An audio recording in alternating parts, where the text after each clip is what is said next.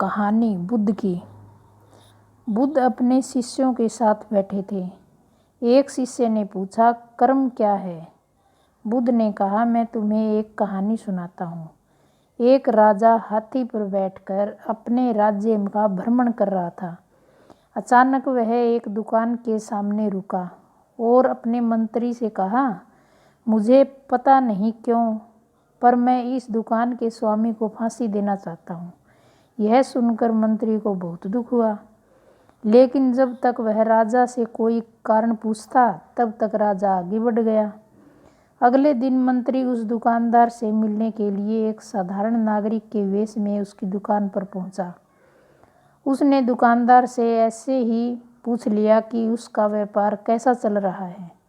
दुकानदार की चंदन की लकड़ी बेचने का काम था। उसने बहुत दुखी होकर बताया कि मुश्किल से ही उसे कोई ग्राहक मिलता है। लोग उसकी दुकान पर आते हैं, चंदन को सूंघते हैं और चले जाते हैं। वे चंदन की गुणवत्ता की प्रशंसा भी करते हैं, पर खरीदते कुछ नहीं। अब उसकी आशा केवल इस बात पर टिकी है कि राजा जल्दी ही मर जाएगा। उसकी अंत्येष्टि के लिए बड़ी मात्रा में चंदन की लकड़ी खरीदी जाएगी।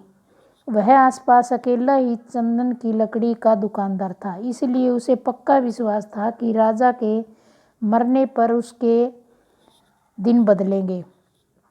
अब मंत्री की समझ में आ गया कि राजा उसकी दुकान के सामने क्यों रुका था और क्यों दुकानदार को मार डालने की इच्छा व्यक्त की थी। शायद दुकानदार के नकारात्मक विचारों की तरंगें राजा पर वैसा प्रभाव डाला था जिसने उसके बदले में दुकानदार के प्रति अपने अंदर उसी तरह के नकारात्मक विचारों का अनुभव किया था।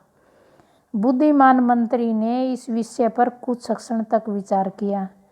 फिर उसने अपनी पहचान और पिछले दिन की घटना बताए बिना कुछ चंदन की लकड़ी खरीदने की इच्छा व्यक्त की। दुकानदार बहुत खुश हुआ।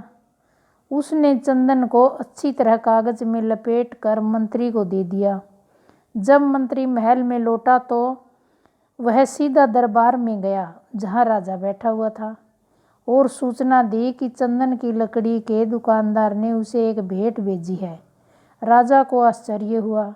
जब उसने बंडल खोला तो उसमें सुनहरे रंग के श्रेष्ठ चंदन की लकड़ी और सुगंधित को देखकर बहुत प्रसन्न हुआ।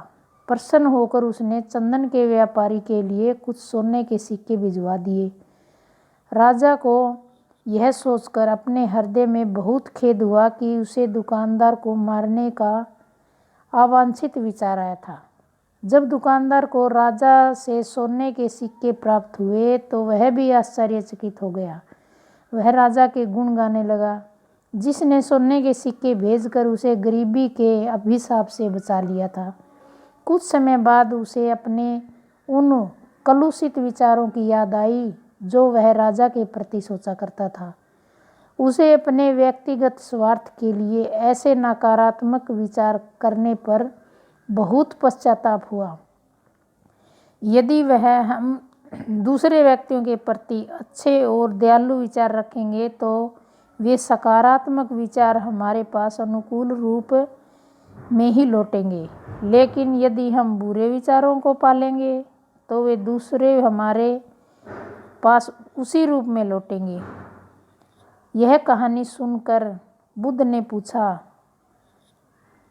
कर्म क्या है? अनेक शिष्यों ने उत्तर दिया, हमारे शब्द, हमारे कार्य, हमारी भावनाएं, हमारी गतिविधियां। बुद्ध ने सिर हिलाया और कहा, तुम्हारे विचार ही तुम्हारे कर्म हैं। जय जय श्री राधे राधे। अगर वीडियो अच्छी लगी तो लाइक करें, शेयर करें, सब्सक्राइब करें ताकि वीडियो की नोटिफिकेशन सबसे पहले आप तक पहुंचे। Thank you.